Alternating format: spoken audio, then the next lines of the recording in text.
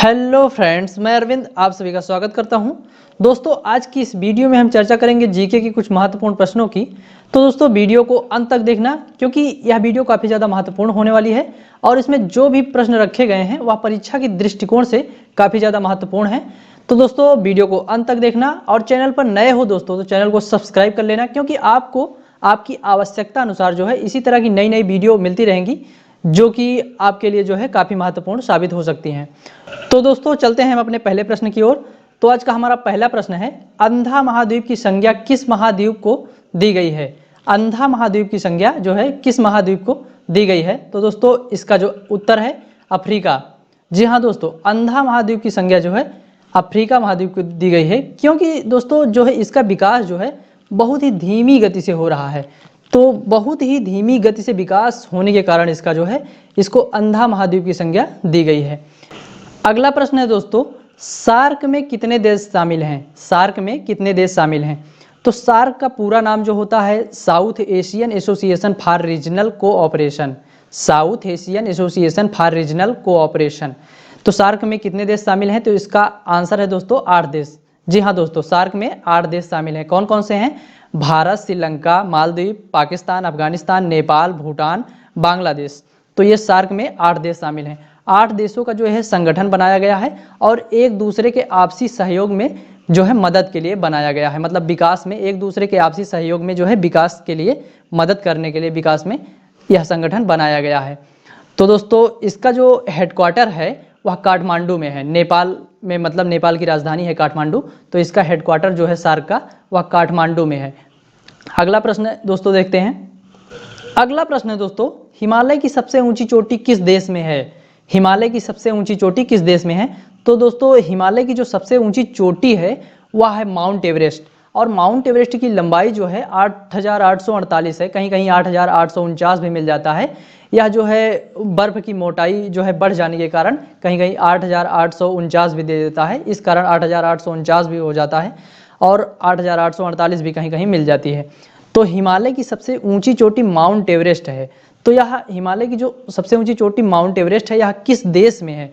तो दोस्तों, इसका जो आंसर है वह नेपाल है। जी हाँ दोस्तों, हिमालय की सबसे ऊंची चोटी जो है वह नेपाल में स्थित है और यह नेपाल और चीन की सीमा पर स्थित है।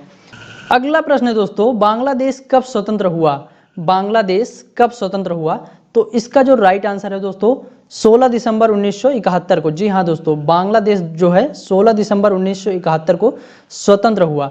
16 दिसंबर 1971 से पहले जो है यह पूर्वी पाकिस्तान था। अगला प्रश्न देखते हैं दोस्तों। अगला प्रश्न है दोस्तों, स्वर्णिम पैगोडा का देश कहा जाता है? यानी कि स्वर्णिम पैगोडा का देश किस देश को कहा जाता है? तो आप लोगों के मन में प्रश्न उठ रहा होगा कि स्वर्णिम पैगोडा क्या होता है। तो दोस्तों, जो बुद्ध की मूर्ति होती है उस आकार को, मतलब जो बुद्ध की मूर्ति होती है जिस आकार की बनाई होती है उसको पैगोडा कहते हैं। और गोल्डन कलर से रंगी होती है तो उसको स्वर्णिम पैगोडा कहते हैं। यानी कि जो गोल्डन कलर की बुद्ध की मूर्ति होती है उसको स्वर्णिम पैगोडा कहते हैं। तो स्वर्णिम पैगोडा का देश किस देश को कहा जाता है? तो दोस्तों, इसका आंसर है म्यांमार यानी कि बर्मा को। जी हाँ दोस्तों, स्वर्णिम पैगोडा का देश जो है म्यांमार यानी कि बर्मा को कहा जाता है, क्योंकि यहाँ जो है बुद्ध की सबसे अधिक जो है मूर्तियाँ हैं। अगला प्रश्न दोस्तों देखते हैं। अगला प्रश्न है कि अंगकोरवाट का मंदिर किसने बनवाया? अंगकोरवाट का मंदिर किसने बनवाया? तो इसका जो राइट आंसर है दोस्तों सूर्यवर्मन द्वितीय ने। जी हाँ दोस्तों, अंगकोरवाट का मंदिर जो है वह सूर्यवर्मन द्वितीय ने बनवाया। दोस्तों, अंगकोरवाट का मंदिर जो है यह विश्व का सबसे विशाल मंदिर है और यह कंबोडिया में स्थित है। अगला प्रश्न देखते हैं दोस्तों। अगला प्रश्न है, विश्व का सबसे बड़ा कंटेनर क्षमता वाला बंदरगाह है? विश्व का सबसे बड़ा कंटेनर क्षमता वाला बंदरगाह है। तो दोस्तों, इसका जो राइट आंसर होगा सिंगापुर। जी हाँ दोस्तों, विश्व का सबसे बड़ा कंटेनर क्षमता वाला जो है बंदरगाह सिंगापुर है। अगला प्रश्न है, मलक्का जल संधि अलग करती है? मलक्का जल संधि अलग करती है। तो दोस्तों, इसका आंसर होगा मलेशिया को सुमात्रा द्वीप से। जो मलक्का जल संधि है वह मलेशिया को सुमात्रा द्वीप से अलग करती है। सुमात्रा द्वीप जो है दोस्तों यह इंडोनेशिया का जो है एक द्वीप है। इंडोनेशिया में लगभग जो है 13,000 द्वीप हैं, तो उसमें से सबसे बड़ा द्वीप जो है सुमात्रा द्वीप है। तो मलेशिया को जो है सुमात्रा द्वीप से जो है अलग करती है मलक्का जल संधि। अगला प्रश्न दोस्तों देखते हैं। अगला प्रश्न है, सबसे अधिक घनत्व वाला सागर है? सबसे अधिक घनत्व वाला सागर है? तो इसका आंसर होगा दोस्तों मृत सागर। जी हाँ दोस्तों, सबसे अधिक घनत्व वाला सागर जो है मृत सागर है। मृत सागर में यदि आप स्वयं जो है कूद जाएंगे तो इसमें डूबेंगे नहीं। आप इसमें चाहे पत्थर फेंक देंगे तब भी इसमें जो है डूबेगा नहीं। इसमें जो है नमक की मात्रा सबसे अधिक है, बहुत ज़्यादा इसमें नमक की मात्रा है। तो सबसे अधिक घनत्व वाला सागर जो है मृत सागर है और यह जॉर्डन और इजराइल की सीमा पर स्थित है। अगला प्रश्न दोस्तों हमारा है, वर्साई की संधि कहाँ हुई थी? वर्साई की संधि कहाँ हुई थी? तो इसका जो राइट आंसर है दोस्तों पेरिस। जी हाँ दोस्तों, वर्साई की संधि जो है पेरिस में हुई थी। पेरिस जो है फ्रांस की राजधानी है और यहीं पर जो है वर्साई की संधि हुई थी, जिसके तहत जो है प्रथम विश्व युद्ध को समाप्त किया गया था। अगला प्रश्न देखते हैं दोस्तों। अगला प्रश्न है, उत्तरी अटलांटिक महासागर और भूमध्य सागर को जोड़ने वाली जल संधि है। उत्तरी अटलांटिक महासागर और भूमध्य सागर को जोड़ने वाली जल संधि है, तो इसका आंसर है दोस्तों जिब्राल्टर जल संधि। जी हाँ दोस्तों, उत्तरी अटलांटिक महासागर और भूमध्य सागर को जोड़ने वाली जल संधि है जिब्राल्टर जल संधि। दोस्तों जिब्राल्टर जल संधि पर कहा जाता है कि ब्रिटेन का अधिकार है, लेकिन ब्रिटेन और स्पेन में जो है इस पर जो है मतभेद है। अगला प्रश्न है दोस्तों, राइन नदी किस देश की प्रसिद्ध नदी है? राइन नदी किस देश की प्रसिद्ध नदी है?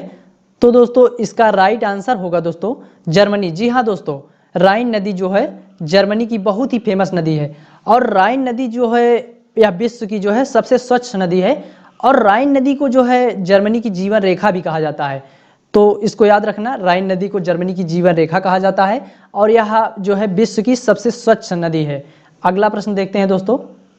हमारा अगला प्रश्न है दोस्तों, क्षेत्रफल के आधार पर तीसरा सबसे बड़ा देश है।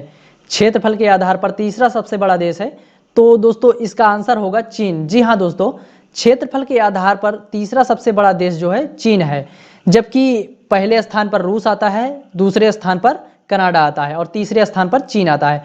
क्षेत्रफल के आधार पर तीसरा सबसे बड़ा देश चीन है, जबकि जनसंख्या के आधार पर सबसे बड़ा देश जो है पहला चीन आता है। तो जनसंख्या के आधार पर जो है सबसे बड़ा देश जो है चीन है और क्षेत्रफल के आधार पर तीसरा सबसे बड़ा देश चीन है। अगला प्रश्न दोस्तों हमारा है, एशिया का सबसे बड़ा द्वीप है।